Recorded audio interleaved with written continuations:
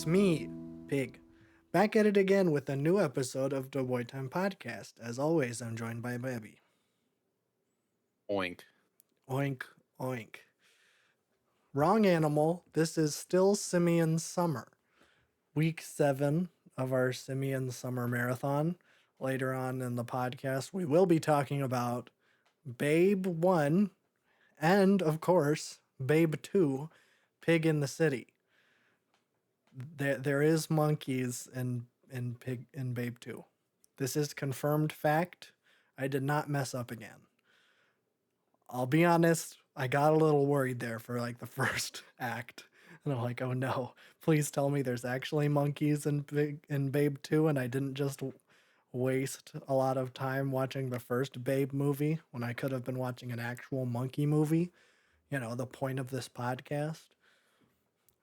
So we will be talking about it later. Um, and then I did watch, I rewatched a movie that I kind of talked about. Uh, I don't know how long ago. The Thing. I don't know if I have a lot to say about The Thing. It's one of my favorite movies, but I'll try to talk about it a little bit. I think I probably talked about it the first time I saw it a couple years ago, but that was a couple years ago. So give updated thoughts. But I don't think I have any news. No. So I guess we'll just jump into Simian Summer, which is everybody's favorite program. We have 4 weeks after this, so we have a month of Simian Summer left. It will conclude by September, I think, if I'm doing my math correctly. So that's cool. It will last pretty much all summer, which is the plan. So there we go. But we watched Babe and Babe 2. I was interested in doing these because Furiosa just came out. And as it has been established, George Miller, I almost said George Harrison, that would have been not correct. George Miller kind of bounces between post-apocalyptic car action movies and talking animal children's movies. And I don't know why that is. And I also think that he should go back to that just one time. I think that he should have just, you know, he did 2 Mad Max movies. Now go back. You have to make a talking animal movie now. I mean, we all know how he feels about Happy Feet 3. Let's maybe not do Happy Feet 3. Do a different talking animal. You did Country Animal, and you did an Antarctic animal. So obviously the next step is for George Miller to direct Madagascar 5.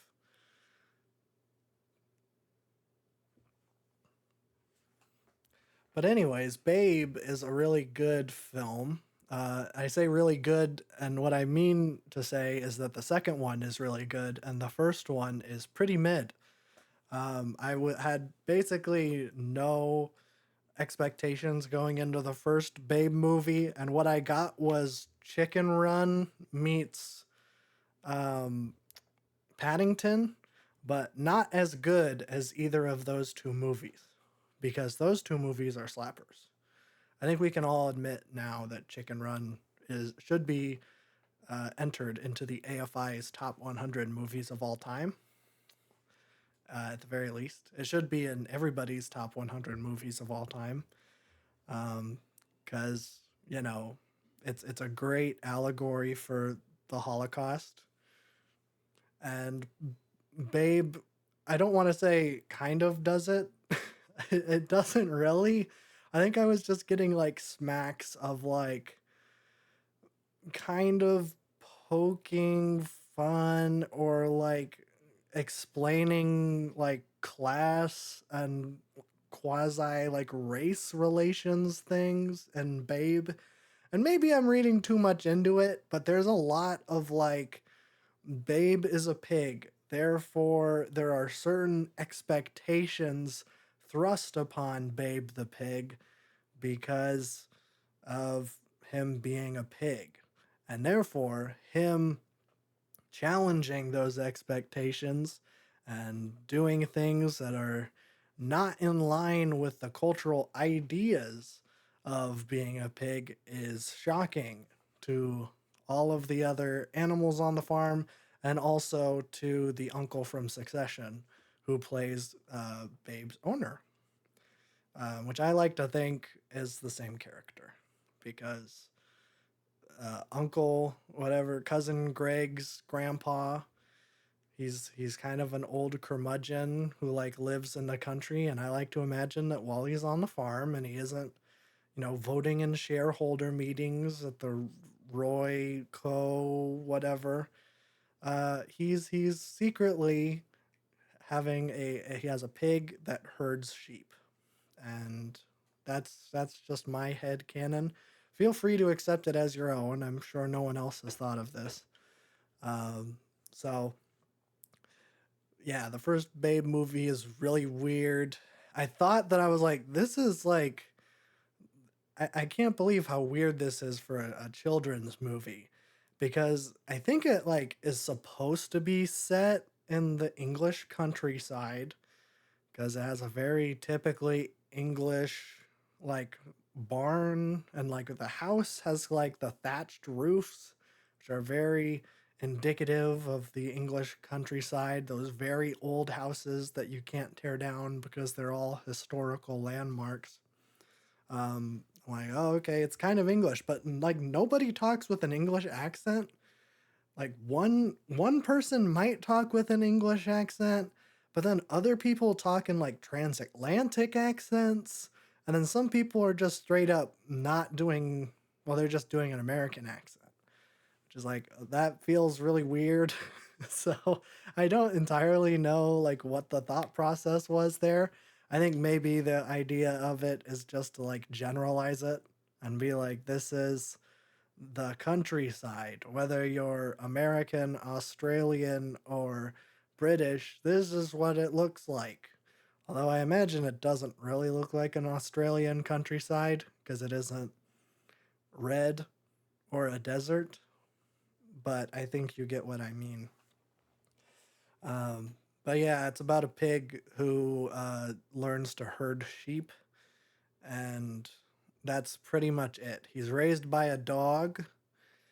The dog is named Fly, and the dogs are, they're kind of like in Chicken Run. There's the dog, and the dog is like keeping the chickens in line, and he's like an allegory for the Nazis. And I think the dogs in this movie are very similar because they kind of view sheep as like lesser beings, and there's a lot of like direct lines of them being like, "Oh, they are so stupid and dumb. They deserve to be corralled and kept separate." And it's like, is this supposed to be like chicken? Is this supposed to be like a concentration camp thing? Like, what is going on? Why is the pig being raised by Nazi dogs? It's very odd. It's very odd. But then he learns to corral the sheep by being nice to them because it turns out being nice to someone, it makes it easier for them to do what you want them to do, other than, alternatively just yelling at them and saying, "You're so dumb, you deserve to be under my thumb." I'm sure there's no social commentary there. But yeah, he learns how to herd sheep. And then the farmer guy submits him into a sheep herding contest, which I guess is televised because English people don't have anything better to do. And then they win the competition after everyone laughs. Haha, pig can't be a sheepdog. But little did they know that pig trumped racial stereotypes and became the best sheepdog of them all by being nice to sheep. And then everyone starts cheering. The farmer looks at the pig and says, "That'll do, pig, that'll do." And then it cuts to credits. We don't even see him get a ribbon. We don't even get an epilogue of like all of the animals on the farm being like, "Oh, pig, you are the best pig in the world. I love you." It just ends, and it's very abrupt. And so that's how the review for Babe is going to end. Very abrupt. The second film is way better because it's way weirder.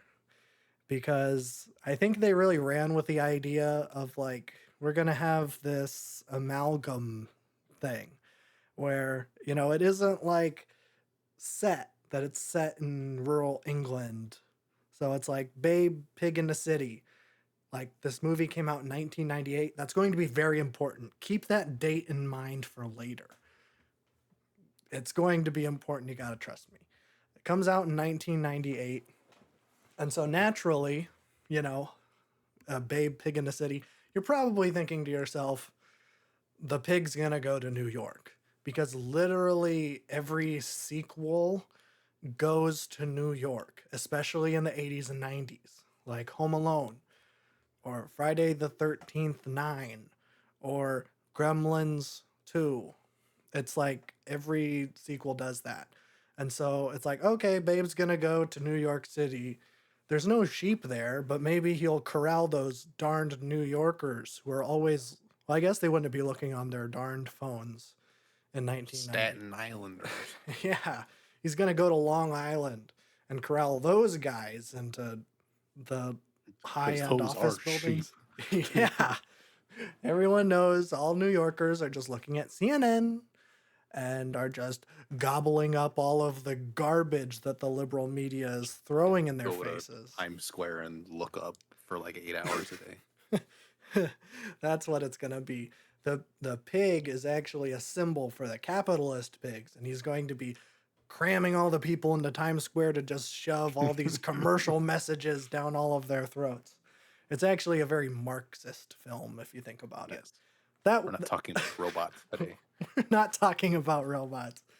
I should rewatch that movie because I remember it really slapping. It So slaps. It's leaving Max soon, so get what? on Oh no. Okay. What are we watching next week? Bedtime for Bonzo. it. Nothing's gonna fit with that theme. No. So okay, that's fine. Whatever. Um, I'll watch Robots for next week. Well, with Bedtime for Bonzo. Uh, so yes, our theoretical Babe 2 movie is very politically conscious, just like the first Babe movie is. I don't know if it's intentional or if I'm reading too much into it, and feel free to say that I'm reading too much into it because I have no idea. Um, but what I do know is that they don't go to New York City. Basically, the farmer from the first movie falls down a well, and then Babe drops a pump engine on him and almost kills him. So therefore, they almost lose the farm because the wife has to do everything and women can't be farmers. I don't know if that's Women the don't be farmers. women don't be farmers. Women are all about pickling and curing the different crops that the farmer grows, and so she doesn't know nothing about a real hard day's work. And so she basically becomes a corporate shill and accepts an invitation to go to, I don't even know if they name the city. I'll just say the big city. And they get like a hefty cash reward for being a pig that corrals sheep. Because I guess people in New York love that kind of thing. Or people in the big city love that thing. So, they need to go there because the bank is going to foreclose on their farm and send all of the animals away to, they say, like, not nice places. I think it's implied that they're all going to get murdered and turned into like meat.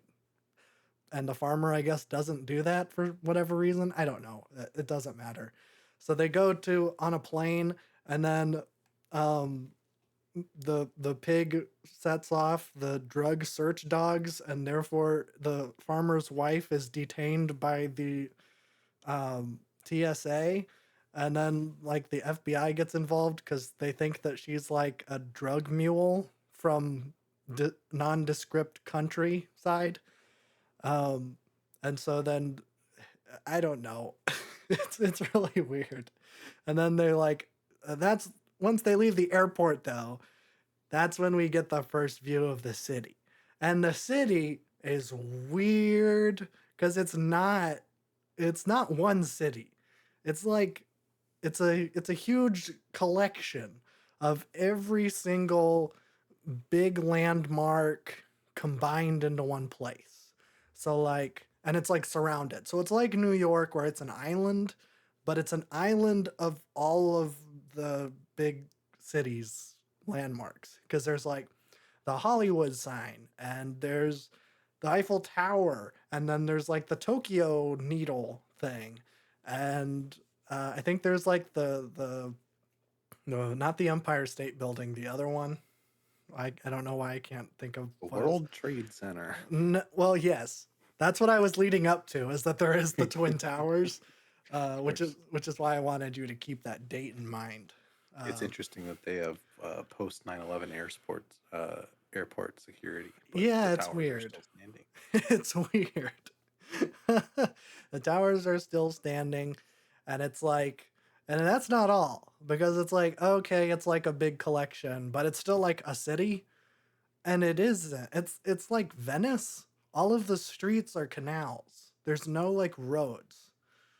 And so I'm like, this is the why did you make this decision? Because there's only one city in the world, pretty much, that has like New canals York. as river. Not New York. It's like Venice, and then I think there's like some places in like South Asia, like Vietnam and Thailand, who have like street markets that have like canals in the middle that you can kind of like dock your boat at and go places.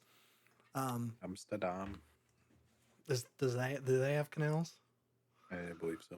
Okay, well, I guess there's maybe more places than I thought. I don't know. I still think it's a weird decision to have all of these one places, and we never get a name for it. But then basically, so she gets detained, and then she goes shopping. She wants to call the farmer and let them know that they got there, but then she actually gets arrested and goes to jail because of hijinks that happen. And so she's in jail for like most of the movie. So the whole reason that the pig went to this big city just basically becomes null and void because I think they missed their flight because they got detained by TSA or like they missed the connection and then she gets in jail. So now the pig is by itself and so they basically find a hotel that is animal friendly because even though the big city pays the big bucks so that Babe can corral sheep, I guess they don't like animals and all animals are to be reported to it's kind of like the federal agency in ET where like they do experiments and detain animals or aliens, but it's like that for animals, which is a weird subplot, but it's whatever. And this is where we meet the very eclectic group of animals that become Pig's friend. There's a bunch of monkeys, and I will say they have a little capuchin monkey, and when it stole the farmer's wife's luggage, I did a real life fist pump because I was so worried at this point that I wasn't going to get a monkey again for the third time in the Simian Summer Marathon. But there was a monkey, and then the monkeys kind of became main characters because there's like a family of three chimpanzees and an orangutan. And they're like, I guess they're working for like this circus thing that's being ring led by Mickey Rooney. Um, I don't know what you would know Mickey Rooney from. He's an old guy. Um, so he's just kind of there. And then they do a circus. And then they have very deep backstories because the orangutan is like the smart guy. I don't know why that's a thing. And everything that like there's an orangutan that can talk, they're always like the wise people. It's like that in the Planet of the Apes movies. And it's like that here. It's like, are orangutans wise? I've seen one drive a golf cart, and I've seen one wear sunglasses. So I guess that's pretty wise. That's pretty sick. Actually, the chimpanzee driving the golf cart might be one of my favorite videos online because he looks so human. He even has like his other arm on the top of the golf cart because he likes to feel the wind just like everyone else does. But I guess, it's a different kind of wise because this monkey just like knows a bunch. And then yeah, it's, and then there's dogs. And one of the dogs is in a puppy wheelchair and he has anxiety. And then there's cats and they sing opera.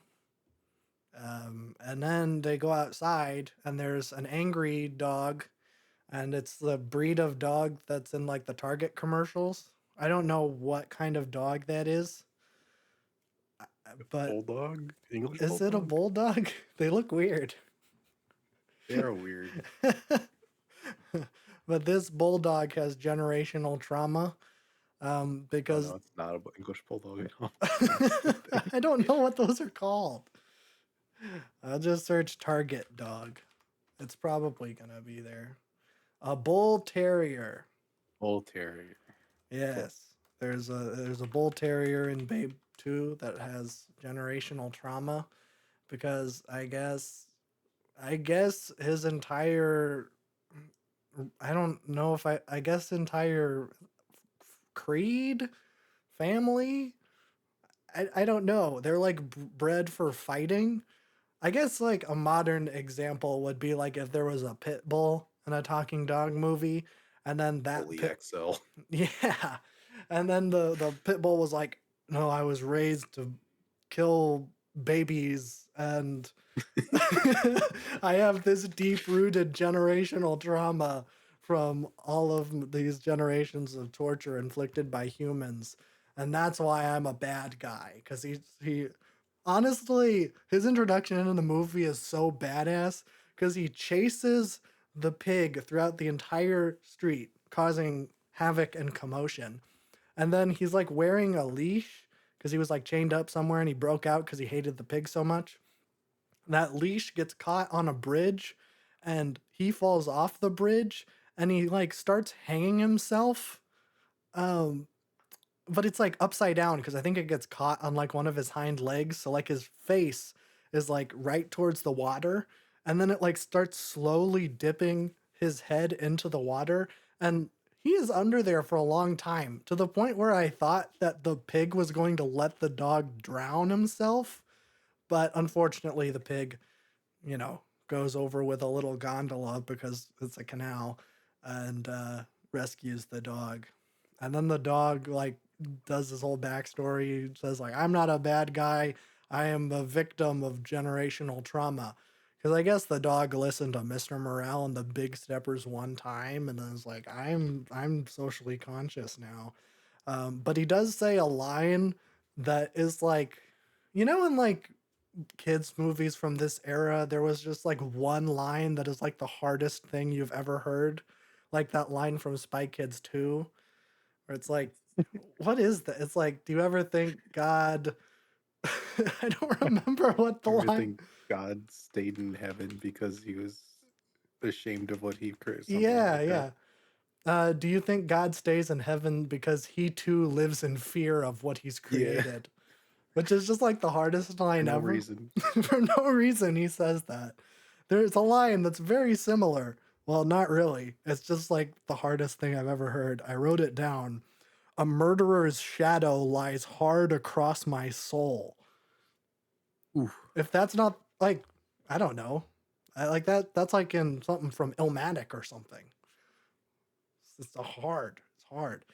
And I don't know why this bull terrier like is like laying out this generational trauma to a pig he just met, but he does, and then he kind of becomes the pig's bodyguard, and he's kind of sick. There's also like another motley crew of like stray dogs, and one of them is a poodle that has dyed pink hair, and that poodle is, I'm going to say, heavily implied to be a sex worker in a G-rated family pig movie. It's so So funny because I've seen this movie like 10 times. So like as the more you describe it, the more I'm like, yeah, I remember that. it's wild. I've never seen this before. Yeah, it's crazy. But then yeah, basically they all get taken to jail, and then the pig breaks them out, and it's kind of epic because the animals are all stripped, so all the monkeys that were wearing clothes are no longer wearing clothes. And then the orangutan, they're like getting ready to go, and the orangutan's like, I can't leave yet. I need to dress up in my dapper little suit. And so he like takes a moment to be like a super epic boss who can like join the war room or something and wear a really nice suit.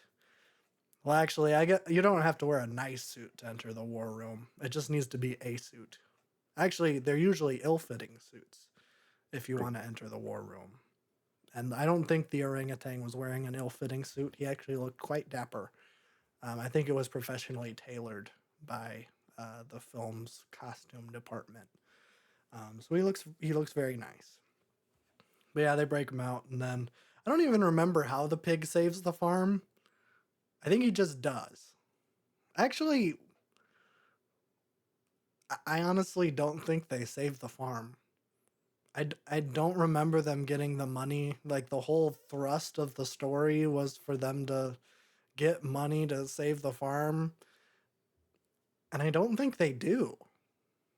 I think they just kind of go back to the farm and then it's just okay, which actually is a big that's a big plot hole, as all of the kids would say. Everybody's always saying plot hole this, plot hole that. I think that's an actual plot hole. I don't remember them being an explanation for why the farm is okay at the end. Maybe it's a deleted scene. Maybe we'll get that in the Bull Terrier prequel film. I don't know what that character's name is. I don't know why I thought looking up the cast would make a difference when the dogs aren't going to be listed. Uh, is Tough Pup? Do you think Tough Pup is the Bull Terrier guy? I think that's That a would make cartoon sense. series by Butch Hartman. Oh, that's true. Tough Puppy. I don't know. If I don't think it was Tough Pup because Tough Pup was voiced by Nathan Kress of iCarly fame. So I doubt that that was him because he would have been like 6 or Yeah. something. Now he's swole, but not back then. No, no. I don't even think he really has a deep voice. So I still don't think he'd be able to No. play a rough and tumble a bull terrier.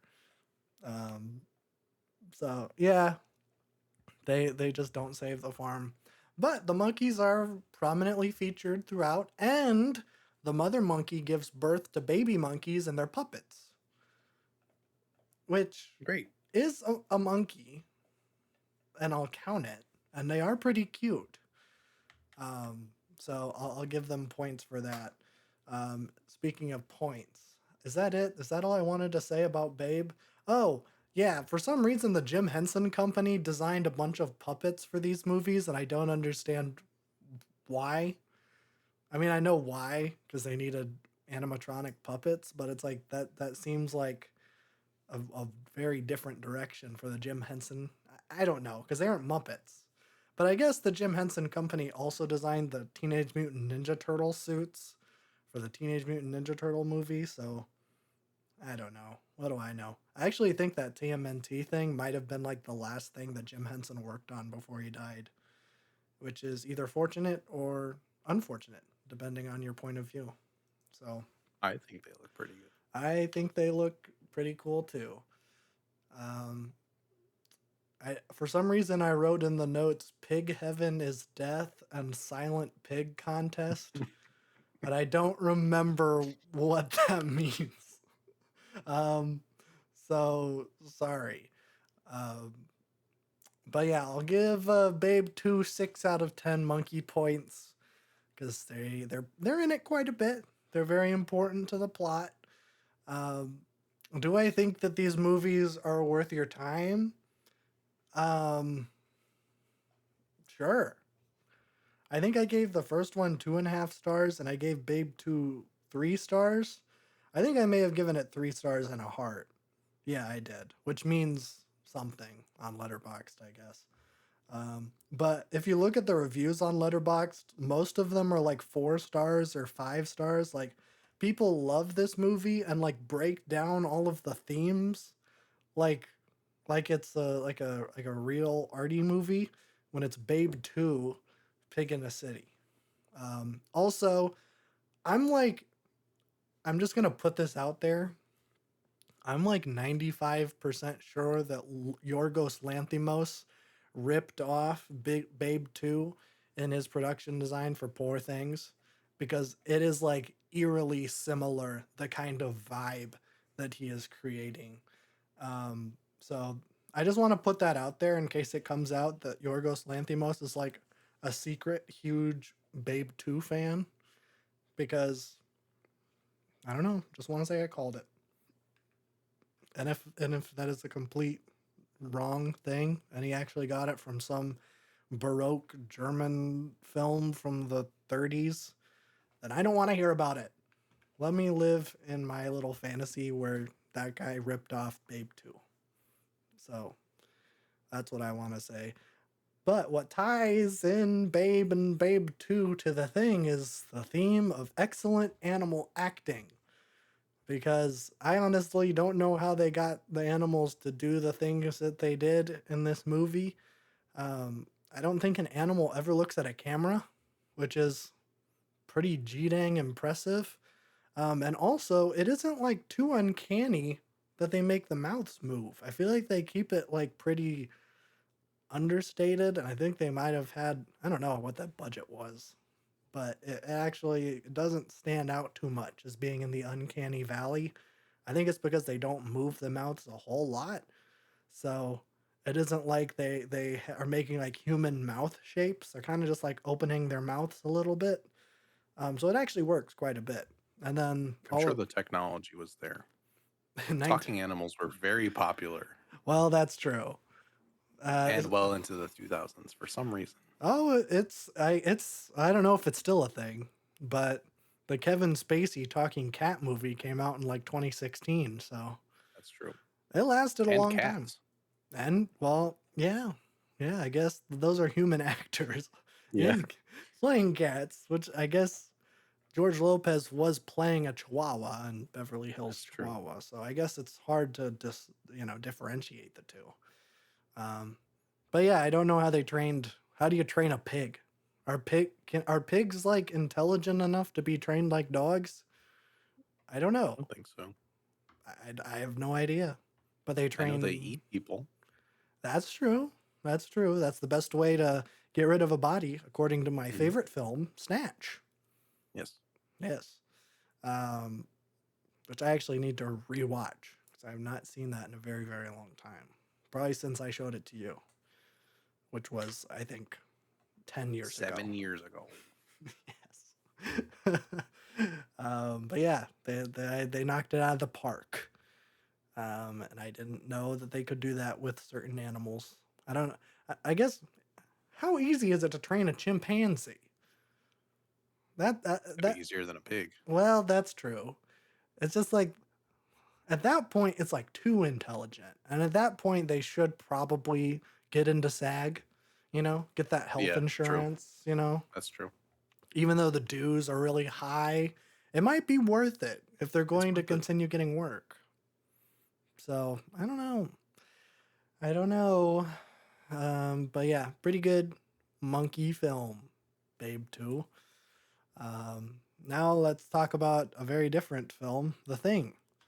The Thing is probably one of the best science fiction films of all time. Probably the best social deduction movie of all time. And it might be I think it for sure is my favorite John Carpenter film. So there's that.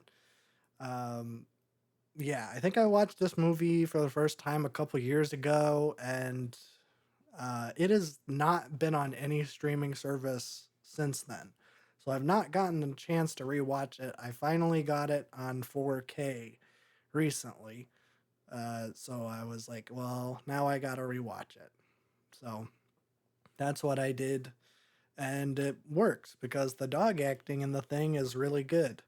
And I forgot how good it was. I remember using it as an example talking about Anatomy of a Fall. but I don't think I really remembered how it looked. And holy crap, I don't know how they trained that husky to act like that. Like it looks like an evil dog. And what's weird is that, okay, so maybe I should just explain the beginning of it. Because basically, the intro of this movie is we just see like a flying saucer heading towards Earth or like crashing towards Earth. Then you see the opening credits, and then we cut to a dog running through the snowy plains of Antarctica, and it's being chased by a Norwegian helicopter. And there's a guy on the side of it with a sniper rifle who is trying to shoot the dog. And we have no idea why or like what is going on. We're just being introduced to this dog being shot at by some Norwegian scientists. And they chase the dog to an American research lab where they land a helicopter. And because the Norwegian is saying stuff in Norwegian, um, and he's holding a gun, of course, they're Americans. They just blast him, shoot him right in the head, because that's what you do. It's scary out there in Antarctica. And if a guy runs up with a sniper rifle chasing a dog, you probably wouldn't think that he's all there mentally. So I guess it kind of makes sense, but it does truly mean that we live in a society. So basically, just like the opening of the movie is introducing us to our band of merry pranksters, all like 15 of them, something, all of their different quirks.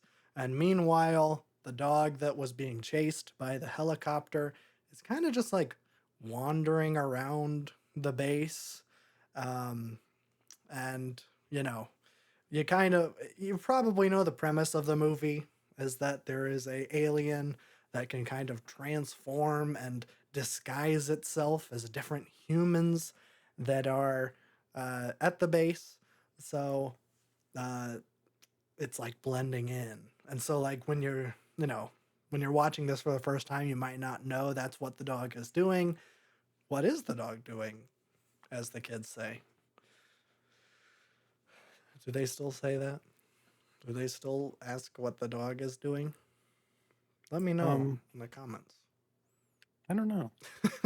I I don't doubt think we it. ever really found out what the dog is doing, Well, that is though. true. So That's true. it can be brought back. It's a philosophical question to be sure. People have Um, been having dogs in them recently. I think that's more of a Dogs relevant in thing. them? Yeah, they got that dog in them. Oh, oh, I thought you were like, No, okay. well,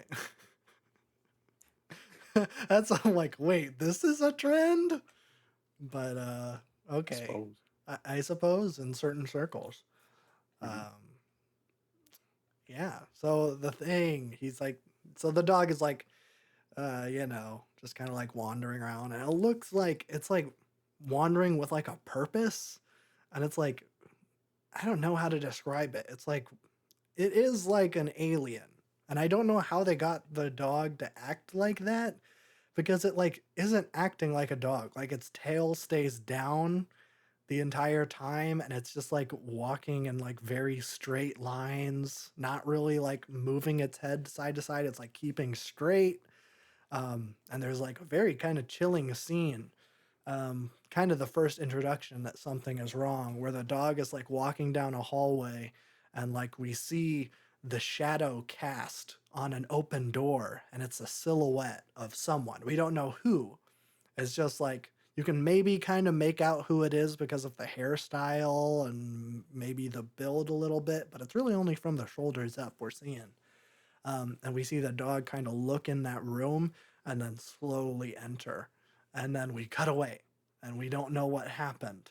Um, but eventually the dog is kind of taken into the holding cell with other dogs. And that's where like the animal acting really shines because it's in a holding cell with a bunch of other huskies. I honestly don't know why they have dogs there in an Antarctic research lab. Like, because they wouldn't be like hunting anything. Like you don't eat penguins. I guess maybe you could eat like one of those giant seals, but I don't know why they have dogs there. Maybe it's just for companionship, but they keep them in a cage, so I don't know. I don't know if it's ever explained why they have huskies. Um, but they have a bunch of huskies. And so they take him to the holding cell, and that dog, like all of the other dogs, are kind of like sitting out on like the kind of outside of the room. They're all kind of curled up, acting like dogs.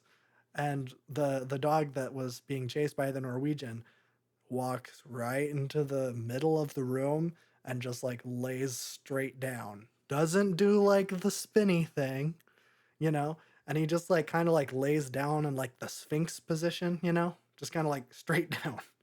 and and then like right away the other dog's like, yo, who's this idiot? They start barking. um and so that's kind of like the first, that's when like the thing kind of shows itself, and that's where the movie kind of escalates from there. But I do want to highlight that dog's acting, because I don't know how they got a dog to act like that. And it's honestly one of the highlights of the movie for me. It's like, I don't, that's so crazy. Just watching that dog walk down the hallway, it's nuts. Um, but obviously, you know, you have a lot of like great acting. And I think this is where the John Carpenter patented slow burn works best. Because, you know, a lot of this, it's a lot of like just kind of people in rooms, or people just kind of chatting with each other. There's not a lot of action. And the action in it is kind of fine. I mean, the main weapon that they use against the thing is a flamethrower. Um, because basically the thing is kind of like a hive mind, where it's like each like cell is its own organism, and they can kind of work together to kind of, you know, be portrayed as different organisms, but each one is, it's an individual cell. So like if you got a shotgun and you blasted one of these things arm off, then that arm could become a different thing. It would, you know, for example, one guy's head gets cut off and the head grows like spider legs and eyes, and it kind of crawls off. Um, so a lot of it is just people talking in rooms, and then, you know, when they find one, they have to blast it with a flamethrower so it doesn't become different, you know, little pieces. Um, so it's very very interesting. There's a lot of like tense moments where like they're trying to test each other, because that's a big part of it too. Is like a lot of it is paranoia, which is like maybe why the Antarctic research setting is like the perfect setting for something like this. This and like space, because it's like you're trapped. It's like the middle of winter in Antarctica. The next like rescue shuttle or supply helicopter isn't coming until spring, so they are like completely alone, and they're in there with a bunch of aliens that can disguise themselves as your friends. And that's like where the kind of terror comes in, because it's like, oh boy, like you can kind of picture yourself being in there. And the movie does a great job of showing all of the different things that you would have to think of, like, you know, the alien will like destroy the helicopter or destroy the generator. And it's like, well, okay, well, we only have a matter of time before we all freeze to death because it's -60 outside. So there's a lot of like really fun stuff like that, which I think I have to imagine that like this movie had to have spawned the like game genre of social deduction, because there's like so many things that like kind of remind me of like Among Us, or even something like a Jackbox push the button, where like you have to disguise yourself as OG. something else. The OG, no, that's not the OG. OG might be like Trouble in Terrorist Town, or Yeah. like, or hell, even like Werewolf, you know, like the actual like True. party game. Um, so I have to imagine that a lot of that comes from the thing, because it definitely inflicts the same vibe as you're watching it as when you're playing a game like that. You know, especially if you're the bad guy in a game like that, because it's very stressful having to lie. Um, so yeah, I don't know if I can put to words how much I love The Thing, and maybe that's you know, apparent because it's in the background of all of the videos of this era of the Boy Time main channel because I got a poster of it in the back. Um, but yeah, if you haven't watched it, I think it should be, you know, you gotta watch it. It's so good. Especially if you're into like slower movies. I could definitely see it being boring to like Zoomers that have no attention span because TikTok melted your brains. Is that? I just want to like portray every annoying person in this video. Have I been doing a good job at that? I Um, suppose. I feel okay, like we can hit more groups. okay. Um, uh, watch this if you're a millennial like me who loves Eminem because Gen Z is trying to cancel him for I saying won't naughty say words. sorry. I won't say sorry. He's he's very cool, and honestly, I just don't like that. You know, this was represented a very good time in movies when like a filmmaker really made a film. He didn't have to worry about like PC culture and like the woke leftist mob, like having to insert like a diverse cast of like women. Like I picture I have this vision in my mind of The Thing coming out this year, you know. And it was such a flop back then, but I think, you know, they release it then now and it's like there's an Asian lady, maybe it's Aquafina and Leslie Jones, and they are the leads. And it's just like it's so That's a ticket disappointing to a to good me. movie. It's That's what's wrong with American society is Aquafina and Leslie Jones and everything that those types of people represent. There, is that toxic enough? Is that I think that works. okay, that works. Perfect. I love just slightly veiled racism. Well, I shouldn't say I love that, but You can clip that. I don't think you should. I would really rather you didn't. um but yeah, that's the thing. Watch it. It's very, very good. Even though there's not a lady. There's not one lady in it. Unless the alien is a lady, even though it seems like it's non-binary, which is I feel like representation. aliens should be on a binary that we cannot understand. That's true. I just don't know. I don't think it like reproduces like sexually because I think it's implied that like it like kills the humans that it like represents, and so then it like absorbs their cellular matter into like the organism, which is how it's able to like have different bodies that it can kind of have at one time. So I think it is non-binary. I think it's just a collection of cells, much like the blob, which is Much like also us all. much like us all of us non-binary folks. I don't know if I should include myself in that, um, but whatever. It's a very good film, and I think you should see it. And if you don't have the means to watch it, I have a copy.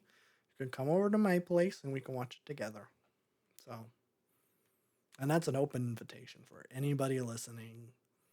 You know, find my address, come to where I live, and then we can watch the thing together.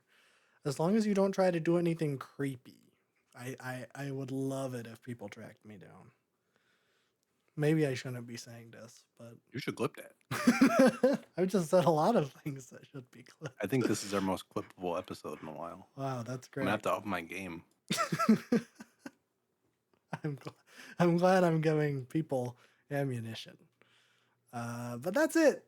That's all I want to talk about. Those three films. Next week, I'll be back with Bedtime for Bonzo, a Yay! movie that will probably have no political message. like Babe and Babe 2 did. So, actually, I have no idea what this movie is about. Do you know anything about Bedtime for Bonzo? No, I have not seen that one. Well, I figured you hadn't seen it, but do you know anything about it? No. Okay. I didn't know you're the politics guy, so I didn't know if you saw a video Reagan's flop era. But I guess I'll report back with what the film is like, and I will try to be as non-biased as possible. If it's a masterpiece, I'm not going to be afraid to say it. I have a feeling it's not going to be, though, but who knows? Anything's possible. So join us next week for that. But before then, I'm going to pass it on to Babby for his segment of the show, music. Oh boy. I got a bit to cover. Let's What's so start funny? with concert review. Oh, I didn't know you went to a concert.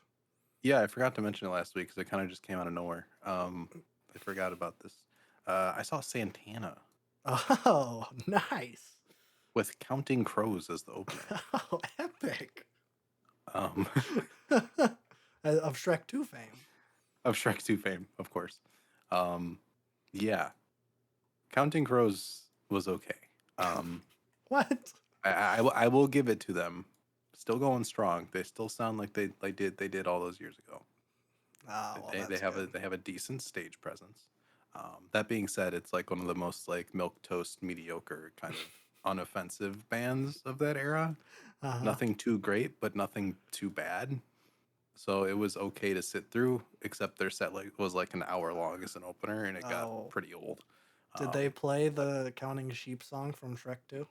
no, and they Oh, didn't, that's disappointing. and it was really unfortunate. They did play a Taylor Swift cover though for some reason. Um, they covered the one off of Folklore, Oh, and I was like, why are you doing this? that's a good question.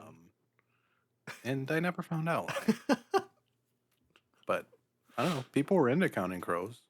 I mean, it was the kind of people you expect. I mean, they were having a good time. Well, that's It's good. interesting watching people in their 40s and 50s trying to reconnect from with their younger selves. It's kind of cute. Um, yeah. But Santana came out after that, and it was a fantastic show. Um, it's always interesting with like artists that have such a big discography about like what the track list is going to be like, or if it's going to be all new material, because Santana is still releasing new material, which is insane. What? um yeah, This he goes pretty crazy. this is news to me. um but it was pretty much a play the hits.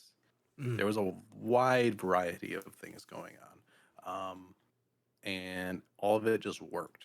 Like the band he had with him was like fantastic. He's like 77, I think. Um, and he was out here shredding for like an hour and a half straight with like two breaks, and that's it. Um, he was sitting for most of it, of course. He's Sure. moving a little slow, Yeah. but oh my god, if he can do anything good, it's play guitar because he was just jamming the whole time. Um, but he had his daughter on the drum kit. She had a phenomenal Oh. solo. Um, Hey. it really felt like going to like an 80s concert where like there's like literally parts where like all the cameras zoom in overhead on the drums and you have a crazy drum solo and then the bass player comes out and there's a crazy bass groove solo, which there was one, and it was like the best part of the show. Um, it felt like cheesy in the best way possible. Mm. But everything just had this fantastic rhythm to it. All Santana's music is just like rhythmically amazing. The vibes are just off the charts with a lot of his stuff, and the set list flowed beautifully. Everything kind of transitioned together. He had two singers up there. One of the singers was also a trombone player, Oh. but they were killing it. Um, there was this one medley song that he did that was it was a cover of like a whole bunch of random songs. You had like an Ozzy Osbourne, like I think War Pigs from Black Sabbath was in there, Inagata Davida, and then they did Umi Says by Most Def, all Oh. of it in like this medley, and it was sick. What? Yeah, it was crazy. Um, and there was a light show going on with most of it. It was just a very, very, very good experience. Very different than the Swans concert I went to. I got two complete ends of the spectrum this year so far. Um, one was like brutal and like testing on the senses, and then this one was just like vibes off the charts. But yeah, it was a fantastic show. I can't believe he's still doing it this well at like almost 80 years old. Yeah. Um, I mean, Biden may be a shell but Santana is not yet. So we got a couple years on him.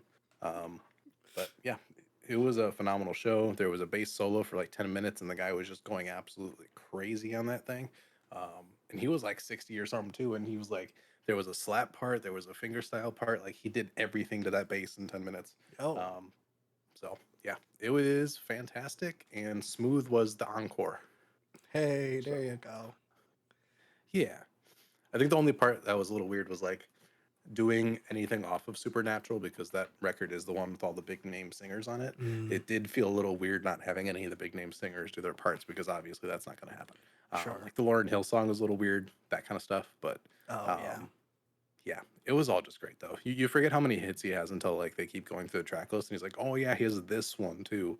Um, and I'm like, this man has a beautiful discography. Like not all of his albums are fantastic, but he has a fantastic collection of songs at the end of the day. So Yeah. yeah, it was a fantastic experience. Nice. Great. Would recommend. Do it soon. I don't know how much longer you're gonna be doing this. That's a good point. I also said that about the Swans concert. This is the second concert this year I've seen where the front man is over 70 years old, which I think is good. I don't know how old Ephraim is from Godspeed, but I'm seeing old men this year. That's the That's vibe. the theme. How old is he? I need to see this. Oh, he's only 53. He Oh. looks like he's like an ancient like guru. He looks like he could be like 75. Oh well, but we're seeing him in November, right after election. That should be a charged show, and I'm so Oh, ready for that. probably, yeah. It's gonna be fantastic. But yeah, wanted to do that first. Okay, news. News. Um, Peggy messed us up, so What? I think we have to do Peggy on the channel this week. What? Album comes out Thursday. Oh, Yeah. dang it. So I think Sufjan's gonna move back a couple weeks That's again. fine. I'm like, oh my god, August is stacked. So we're doing the new Peggy album. It's I Lay Down My Life for You. And we got features from Vince Staples and Denzel Curry. Mm, So looking good. yeah. Definitely interesting when it comes to features. This is like his most like mainstream feature list. Um, got 14 tracks. I am excited. I'm interested to see what he's doing on this. The two singles have been pretty good. They've been very abstract, so I'm interested to see what this thing ends up sounding like. There's a lot of crosses in album art this year. The Knocked Loose album has a cross. This album has a cross. The new Chat Pile album also has a cross in it. Mm. I don't know what's happening, The spiritual but reawakening of our country. real. And it's all on the most demonic record of the year, too. But very excited for that. I think feel like Peggy has been kind of on a heel turn, to use wrestling terms. He's kind of been the bad guy this year. We had the Kanye thing earlier this year. Not a fan of it. I think the way he handled that was also a little weird. And then we had the Freddie Gibbs weird Twitter beef that made Peggy look really weird and bad, which was funny in hindsight. But again, he's known for these shenanigans too. But they seem more prominent this year. So I think it kind of works with his kind of get up. I think this album might play into that a lot too. I think it's interesting. It's someone you love to hate, and I enjoy that. So I'm interested to see what this sounds like. But I guess we'll find out. Reaction on the channel Yes. next week. Can never get to Seven Swans. Ever. I Because we have King know. Giz after that too. And then something else might pop up too. I don't know. I hope not. I want to listen to Seven Swans so bad. No. I need to do the last Mount Erie reaction too. Yeah, okay. We can get into records that I've listened to this week. I want to talk about the new Common and Pete Rock record, The Auditorium Volume 1. I am a couple weeks late on this, just because when it came out, it was an hour long, and I'm like, I don't have the time to sit down and do this yet.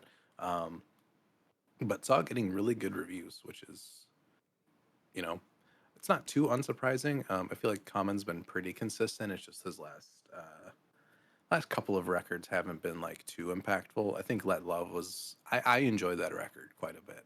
I know it's not too highly rated, but I don't know. He has a positivity that he brings that I just really enjoy.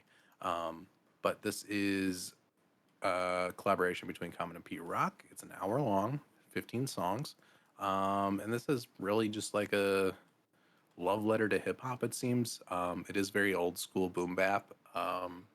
All the rhyme patterns and everything, they feel not outdated, but they feel classic. They feel very natural to Common.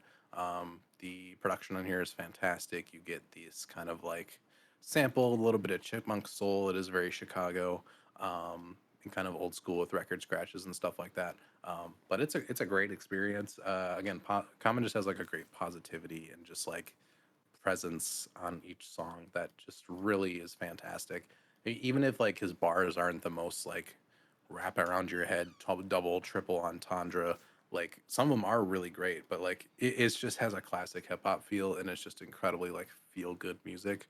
Um, and it really does just seem like a because I think the 50th anniversary of hip hop was last year.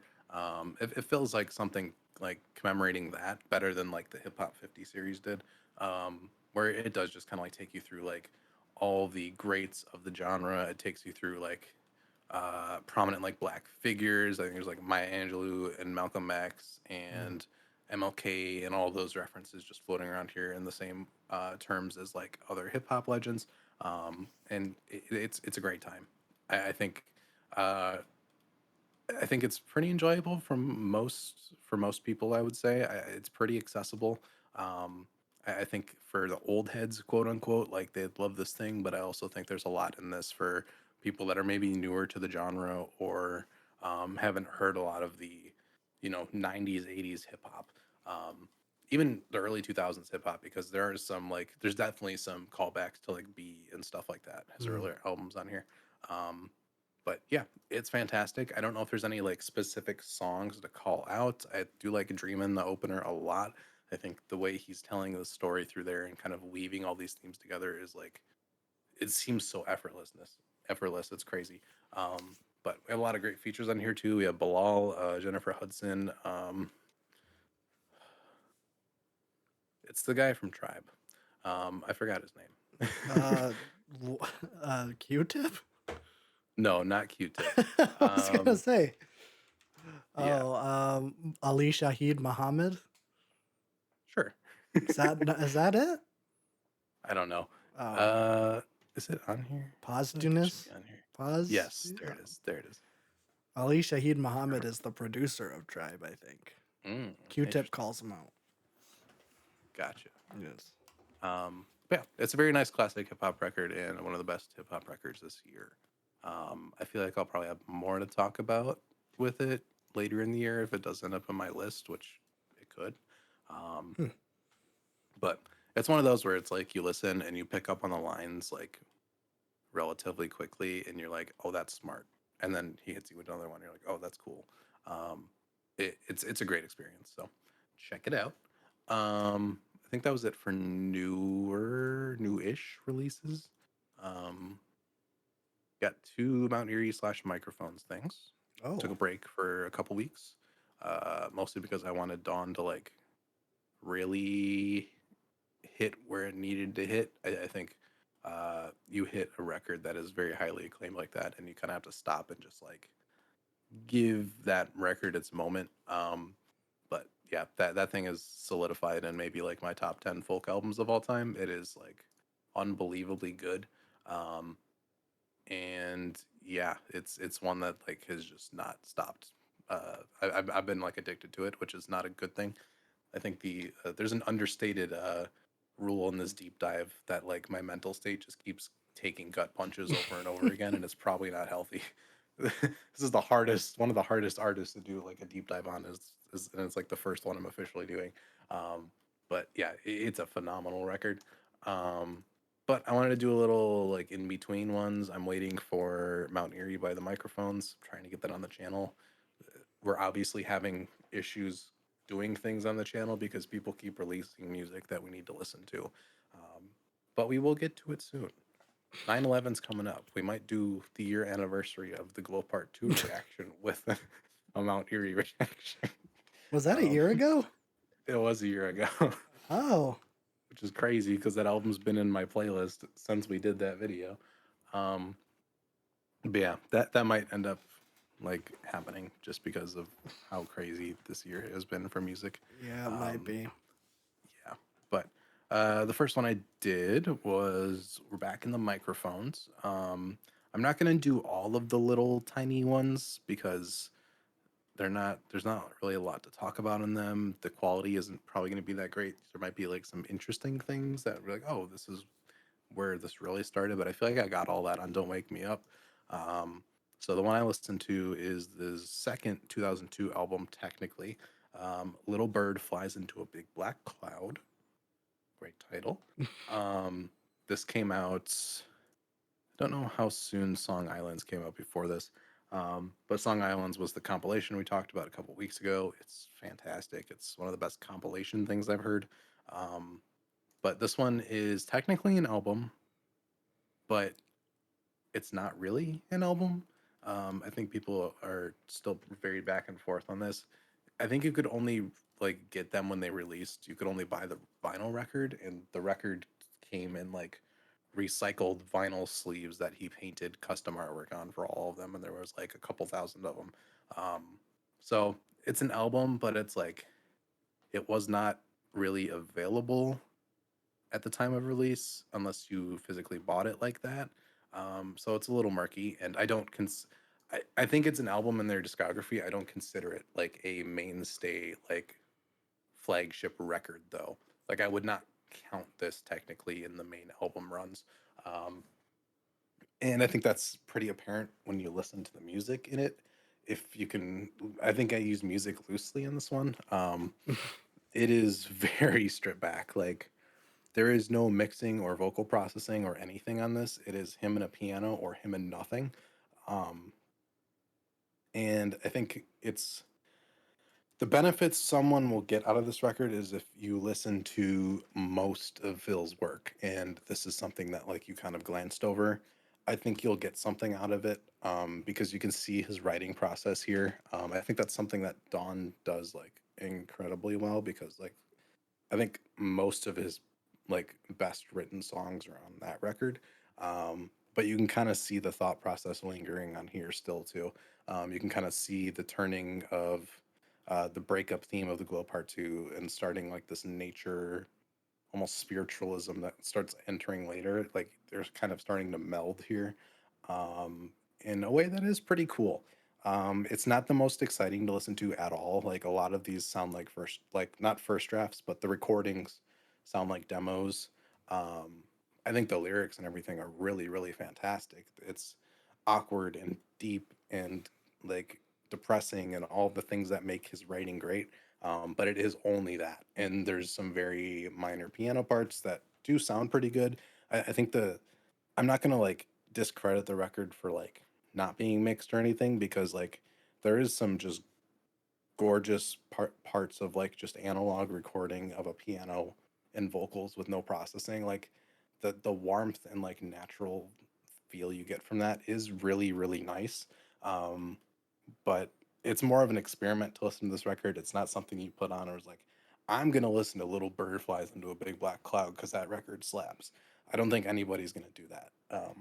It's more of a taking a peek into an artist's like notebook and recording process more, and I think it does that well. I do think like we get I'll Not Contain You piano version, which is really great. We get the Glow Part 2 sequel, which is pretty good as well. Actually, I think the how noisy and like distorted that recording is actually works really well. Um, I need to like be making playlists for all these, for all the somethings, for all the instrumentals. We have the Glow, we have the Glow Part Two, we have the Glow Part Two sequel, we have the Glow Part Four. I think there's a couple of other ones in there. Um, the man knows how to name a song, but yeah, it's an interesting record. I think it's probably, I think I ranked this the lowest out of all of them I've heard so far. Um, but at the same time, it's like this is not like an album that people really like go to.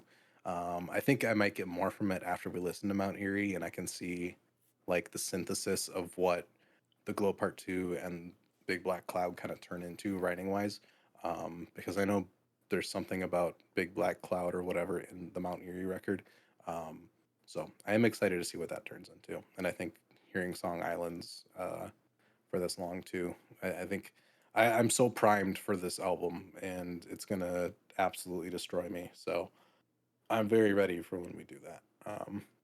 I've literally done all the prepping I possibly can for it, um, which will probably, I don't know. It might be one of those where I'm giving masterpiece on every single song, or it's one of those where it's like I had my expectations so high that I have to sit with this a little bit longer before I know how to feel about it. Um, but we will get there soon, hopefully. I'm gonna pull my hair out if we don't do it too too soon. Um, and then the other one I did, Mount Erie, 7 new songs of Mount Erie. Um, Oh, I think this is the first official thing that he actually second official thing he's released under the Mount Erie moniker. The first being 2 new songs of Mount Erie's, but I did not listen to that one because it's 2 songs. It's not. I'll get to it eventually. I don't think it's going to be that, important. But this one actually had some pretty decent ratings on it. And looking at the track list, it's slaps. So most of these songs are from Dawn. Obviously, Dawn was written in 2002, 2003, so it makes sense that these songs start popping up here. I intentionally waited to listen to all of these until I listened to Dawn because I kind of wanted the full vision of these songs before I listened to like the earlier versions. But this record actually has really nice versions of all these songs. They definitely sound more microphonesy still. It's definitely still a little bit on the like bass drum heavier. Um, it's not like it's getting very close to like the folk sound that he goes into, but it's not quite there yet. But I mean, Woolly Mammoth's Absence is one of the best tracks I think of his entire discography. The Dawn version is like literally perfect. This version is also really really good. With My Hands Out, there's like 4 different versions of this song. All of them are great, and all of them are pretty different. And I think that's just like shows how good the writing is on a lot of these that appear like multiple times in the discography. Like the riff and everything is the same, most of the lyrics are the same, but like it is just such a strong bass line for a song that you can do so much with it. Um, I think My Burning is really great on this one as well. I think this is a more extended version than what we get on Dawn, but yeah, it's a really great EP. I think this being like your first like you know body of work that you release under this moniker, it's very promising. I still think No Flashlight like really blows this thing out of the water the following year, but like these are songs that um, there was something else kind of bubbling up for, and when these things like reach their full potential on Dawn, it's very clear how good these things are. So, but yeah, it was an interesting dive into like the 2 ones that you don't really need to listen to, but I'm like I'll get into the nitty gritty a little bit. Um, but yeah, I think that's most of it. I'll wait until we do Mount Erie, and then after that, I think I'm gonna buy the microphones in 2020 vinyl because it's not on Spotify. And I want to buy more of his vinyl anyways because it's cheap, it's high quality, it comes straight from his house. So it's the best way to get vinyl. He's got his nice. own packing tape and he stamps the thing himself and everything. It's very cute. It's like getting a Um, sick animation shirt. yes, exactly. It's weird like how much of an impact that can have nowadays where it's like getting shipped something like a product from the actual person that like physically packed it up and sent it to you is just so much more exciting than getting it from like a sound of vinyl or some random website. Mm-hmm. um I don't Absolutely. know. He didn't even put the records in the sleeve when I got the Glow Part 2. He put them like in between in the gatefold, so like everything was just like nicely packed. I'm like, Oh, this is okay. so nice, very nice. Um, but I also listened to. I bought a record a while ago, um, and I had not gotten all the way through it until this weekend. This does not really count in the discography deep dive, but it's like adjacent to it somewhat. But this is, I need to find the name of it. Uh, I think it's O with the little bracket on top of it. I don't know what the sound Oh, that with a makes is. bracket. Yes. But it's a tribute compilation to, I think it's Opone, which is what his wife's band was, I believe. So this is a tribute album to her released in 2021. I don't know if this is on streaming at all. I haven't really looked. Um, it was just one where like I saw it in the record store under like the Mount Erie and microphones area. I'm like, this is interesting. So I picked it up, and it is actually really, really, really good. Um, it's a very interesting blend of styles. It's obviously a tribute record, so you get a lot of close collaborators and like adjacent bands. Um, so there's two Mount Erie songs on here. There's like I think Ashley Erickson does a lot of the background vocals on Mount Erie stuff, so she has a song on here. Carl Blau is also on the microphones; he has a song on here. So it's really just taking all these different influences and putting it on a tribute record, and it sounds great. It's got such a good variety to it. The first like A side is like more somber, more folksy type of songs. Then B was like full atmospheric black metal, like almost screamo metal. Um, it's mostly French metal as well. I mean, being French Canadian, it's like all in French, I think. Mm. But it sounds really good. It's like a little bit art housey, but at the same time, it's like oh, it's just really, really, really, really good. Um, I don't know most of the people that are on this. I don't know most of the songs that are on this, but all of them fit so well in this little package, and you can definitely tell who this person was, like through all of these different sounds. Um, and in the gatefold, there's guitar tabs for everything, which is cool. But yeah, the Mount Erie stuff on it is really great. Uh, I think the last song, it's him and his daughter singing like the closer, which definitely was like, I'm just playing this on a record, like making food, and that came on, and I'm like, that didn't feel good. Um, but yeah, this thing is great. I don't think people talk about it really ever. It's one of those like cool little record store Dave or record store finds where you're like, oh, this is something I didn't know existed. I might have to like check out some more of her music because she definitely like is more on the she had like more of a black metally, more dark, artsy kind of vibe. She's only really on like a couple of Mount Erie songs. I think No Flashlight matches her style the best, which is why she's featured on that record once or twice. Um, but yeah, very interesting to kind of see the collaborators around here her do this because it's a really really great tribute album. So I think that was the only other thing that I had to talk about. But yeah, that is it. Got Peggy this week, King Gizzard the next week, and then hopefully Seven Swans. Maybe for lunch. Hopefully. Oh man, I'm very disappointed that Peggy's dropping next week. I know. Oh, that's fine.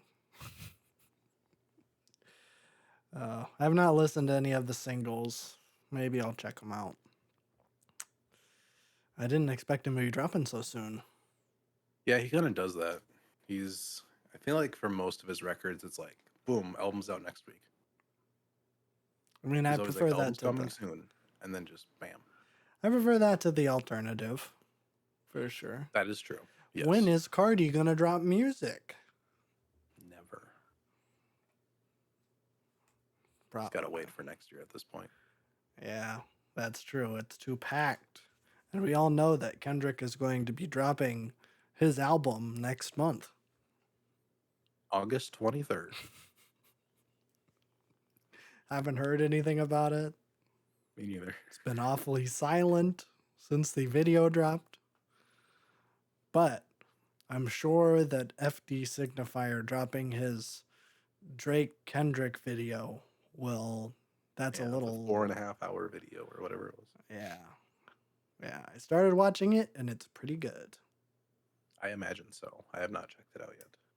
Yes. He goes like way back.